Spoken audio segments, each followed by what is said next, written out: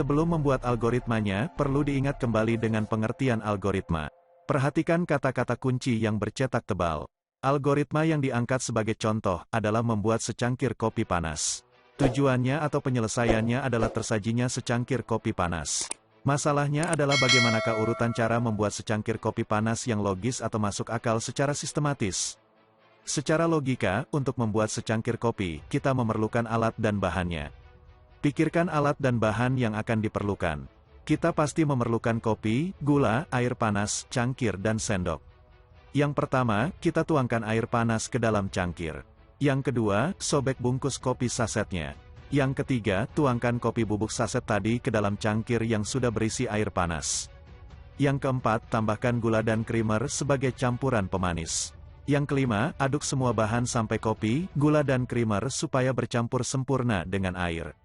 Dan yang terakhir, secangkir kopi panas sudah siap disajikan.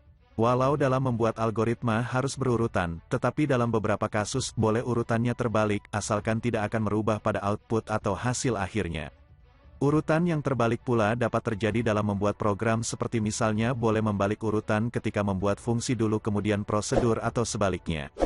Begitulah kira-kira algoritma membuat secangkir kopi panas. Lalu bagaimana contoh logika yang salah? Misalnya jika Anda akan membuat secangkir kopi, Anda akan membuatnya di dalam ember atau Anda akan mengaduk semua bahan dengan centong nasi. Tentu ini kurang tepat, karena kurang masuk akal. Jika disebut tidak sistematis, mungkin Anda tidak akan mengaduk semua bahan, padahal proses mengaduk adalah bagian dari proses dalam membuat secangkir kopi yang benar. Jika Anda sudah mengaduk isi dalam cangkir sebelum Anda menuangkan kopi bubuk saset ke dalam cangkirnya, berarti ada urutan yang salah dalam algoritmanya.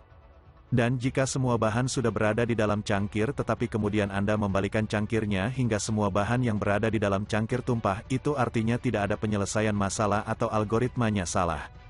Apakah Anda sudah mengerti cara membuat algoritma dalam kehidupan sehari-hari? Sangat mudah bukan?